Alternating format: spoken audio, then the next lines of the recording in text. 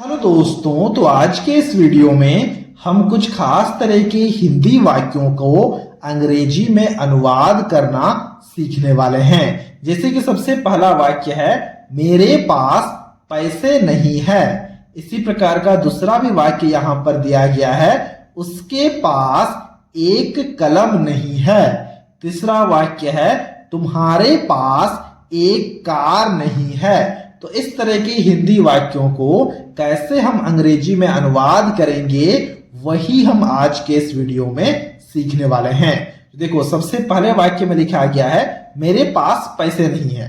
देखो, पास नहीं है, इस तरह के शब्दों का प्रयोग किया गया है। दूसरे भी वाक्य में लिखा गया है उसके पास एक कलम नहीं है, यानी कि पास नहीं है शब्द का प्रयोग किया गया है। और तीसरे भी वाक्य में देखो पास नहीं है शब्दों का प्रयोग किया गया है। तो जब भी पास नहीं है इस तरह के शब्दों का प्रयोग किया जाएगा ना, तो हम डू नॉट हैव या फिर डज नॉट हैव शब्द का प्रयोग करेंगे ट्रांसलेशन को करते वक्त। अब देखना यहां पर जरा ध्यान से मैंने कुछ लिख रखा है। देखो, हम डू नॉट शब्द का प्रयोग तभी करेंगे जब हमारे सब्जेक्ट में आई, वी, यू या फिर दे होंगे, तब हम डू नॉट शब्द का प्रयोग करेंगे। और जब हमारे सब्जेक्ट में ही, सी या फिर किसी व्यक्ति विशेष का नाम होगा, तब हम डज नॉट शब्द का प्रयोग करेंगे। देखो किस प्रकार से यहां पर लिखा गया मेरे पास पैसे नहीं है सबसे पहले वाक्य में। तो जो मेरे लिखा गया है ना, मेरे या फिर मैं, इनका अंग्रेजी में मतलब आई होता है, तो हमने आई लिखा।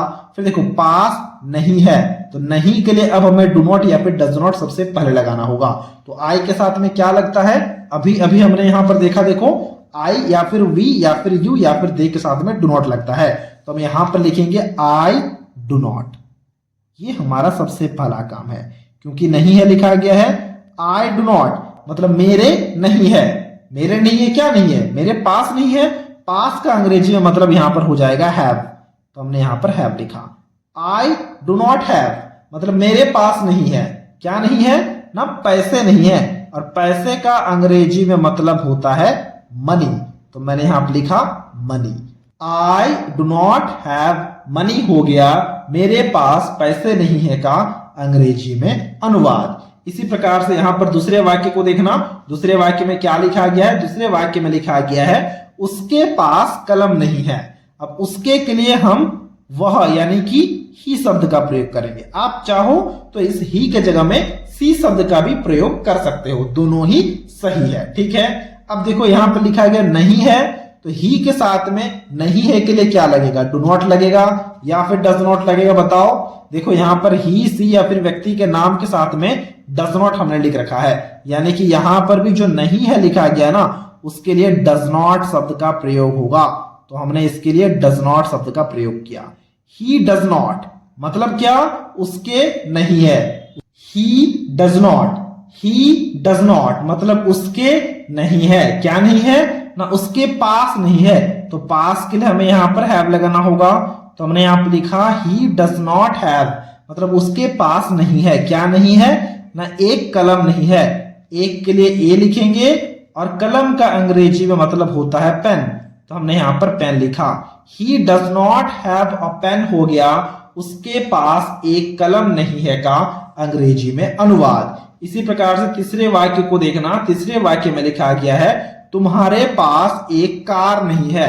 तो तुम्हारे के लिए हम यहां पर यू लिखेंगे, तुम या फिर तुम्हारे, इनका अंग्रेजी मतलब यू होता है। फिर इस नहीं है के लिए हम यहां पर डू नॉट शब्द का प्रयोग करेंगे। क्यों बताओ डू नॉट हमने क्यों लिखा, क्योंकि आई, यू, वी, दे के साथ में हम डू नॉट लगाते हैं। पास लिखा गया है, पास के लिए हम लिखना होगा। यू डू नॉट हैव मतलब तुम्हारे पास नहीं है, क्या नहीं है, एक कार नहीं है। एक का अंग्रेजी में मतलब ए होता है, कार का अंग्रेजी में मतलब कार होता है, तो हमने कार लिखा। You do not have a car हो गया तुम्हारे पास एक कार नहीं है का अंग्रेजी में अनुवाद। इसी प्रकार से यहां पर चौथे वाक्य को देखना। चौथे वाक्य में क्या लिखा गया है ना, चौथे वाक्य में लिखा गया है हमारे पास एक घड़ी नहीं है।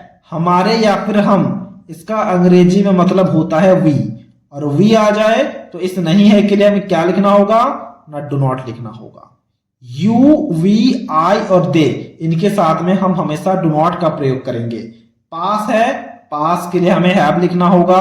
ठीक है, तो देखो ये हो गया वी डू नॉट हैव, मतलब हमारे पास नहीं है। क्या नहीं है ना, एक घड़ी नहीं है। एक के लिए हम ए लिखेंगे और घड़ी का अंग्रेजी में मतलब होता है वॉच, तो हमने यहां पर वॉच लिखा। We do not have a watch हो गया हमारे पास एक घड़ी नहीं है का अंग्रेजी में अनुवाद। इसी प्रकार से यहां पर पांचवें वाक्य को जरा ध्यान से देखना। देखो पांचवें वाक्य में क्या लिखा गया है, पांचवें वाक्य में लिखा गया उनके पास एक बगीचा नहीं है। उनके हो, उन्हें हो या फिर वे हो, हम हमेशा दे शब्द का प्रयोग करेंगे। तो हमने यहां पर दे लिखा, नहीं है तो दे के लिए भी हमारे पास में डू नॉट शब्द का ही प्रयोग होगा, क्योंकि हमें पता है, हमने यहां पर लिख रखा है कि अगर कभी भी हमारे पास में आई वी यू दे आ जाए तो हम डू नॉट शब्द का प्रयोग करेंगे पास नहीं है के लिए। फिर देखो पास लिखा गया है तो इस पास के लिए हैव भी लिखना होगा, तो हमने हैव लिखा। दे डू नॉट हैव मतलब उनके पास नहीं है। क्या नहीं है ना, एक बगीचा नहीं है। एक के लिए ए लिखेंगे और बगीचा का अंग्रेजी में मतलब होता है गार्डन, तो हमने यहां पर गार्डन लिखा। They do not have a garden हो गया उनके पास एक बगीचा नहीं है का अंग्रेजी में अनुवाद। अब इसी प्रकार से देखो छठे वाक्य में लिखा गया है मेरे पास एक कुर्सी नहीं है। अब इसके ट्रांसलेशन को अभी आपको खुद से करना है। देखो कुर्सी का अंग्रेजी में मतलब होता है चेयर, मैं यहां पर लिख देता हूं ताकि कोई भी कंफ्यूजन ना हो। तो अब आप इसके ट्रांसलेशन को काफी आसानी से कर पाओगे। ट्रांसलेशन को खुद से करना है और हमसे कमेंट बॉक्स में जरूर शेयर करना है। तो ये था आज का वीडियो जहां हमने कुछ खास तरह के हिंदी वाक्यों को अंग्रेजी में अनुवाद करना सीख लिया है। अगर आपको ये वीडियो अच्छा लगा है तो इस वीडियो को एक लाइक जरूर कर देना, और कुछ इसी प्रकार के वीडियोस को देखने के लिए आप हमारे चैनल को भी सब्सक्राइब कर सकते हो।